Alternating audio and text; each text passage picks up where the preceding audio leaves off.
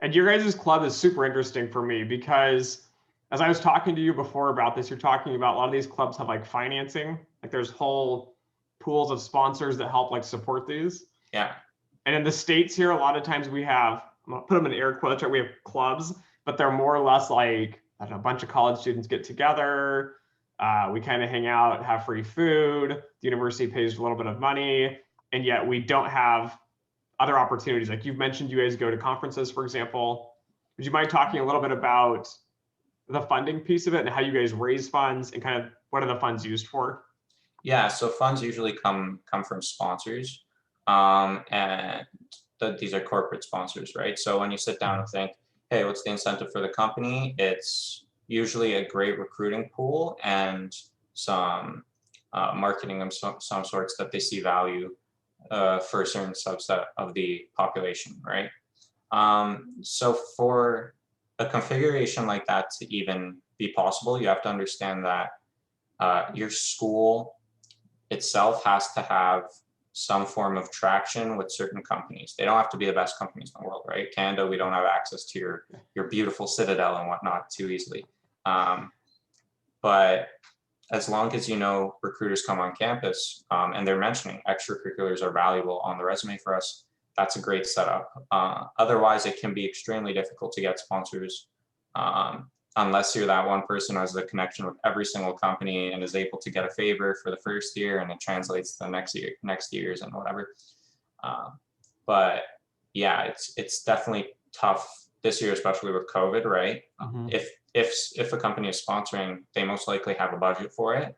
If it's something for a budget for sponsoring schools in general, they do that thing often. If not, and it's a first time thing, there's going to be a little more convincing, a little more like, hey, paperwork, we're not used to this and whatnot. So, yeah. Yeah, and I think it's important to note too that it's a two-way street, right? It's not like a charity event where companies are just handing out money for the sake of handing out money. Yeah. Because as you mentioned before, right, it's somewhat of a filtering process for a lot of these corporations. And I can speak from this from a US perspective of going to like a generic state university and then going to like a super well-known state university, that you have somewhat sort of like a, I don't know, different access where you go to like a no-name school, no one really comes. Yeah. But when you go to these big schools, it's always shocking that like they provide food and like mugs and t-shirts and like their sweaters and whining and dining with a 5-star hotel and but yeah, it's definitely interesting. We could go into that whole like school advantage versus another, and it tends to be more surprising. At least I find it really surprising how non-target schools, the advantage gap is massive, right? And you'd think it'd be less. At least I did. Yeah. So that's interesting. But yeah, it's definitely a two-way street. You have to understand, you provide that firm value with that filtration process that could potentially save them a ton of money, right? They spend a ton on recruiting. They do tons of things. And if they can have, a subset of individuals that to them is known as valuable, it's very, very helpful. And, that's why kind of having an interview process as an extracurricular is valuable, right? So the fact that we interview our members is extremely valuable because those recruiters know they've gone through a first and second round, even if it's, not at the corporate level, it's maybe, it obviously has its errors. They've done something, and the fact that it's standardized and just, not a boys club of some sort where, he knows him and whatever. And that's how you get into the club. It's more so, strict process. We ask technical questions, which to some people sounds crazy. Like you're asking people technical questions for a club. But yeah, if you don't really treat it with that kind of mentality of standards or some barrier to entry, then. Yeah, I think it's important for people to realize, so what we're talking about here is when you want to join a club. So say you set up a quantitative finance club at a university, you guys have an interview process. So you don't basically get everybody coming in, which sounds negative on one side, but I think it's important because when I was a part of clubs in university, it was kind of like this open door of people just kind of like coming in and coming out. And we all had a fine. We had to pay, I think it was like $25 or $40 or something to join the club, which was great. It helps, provide food and events. We traveled occasionally, but it was nothing like fancy. But I think having that sort of filter kind of filters out like, okay, these are people that are really serious. Yeah. And I think it helps because everybody has like the same goal and you're all pushing towards, education, learning, networking, and moving towards that career. Whereas I guess open clubs are more, I guess, for educational, so people can kind of see what, your industry is. But I think you do miss out on that quality piece of quality education, quality kind of drive between all the members. Yeah. And then also from that corporate perspective as well, so people understand this a little bit, right? Corporations only have a limited budget, let's say for like sponsoring schools. So it's important to pick the schools that you would think would have the best return on value. So like, I mean, my undergrad was great, Washington State University. We had a lot of fun, and I'm sure there's some great students there.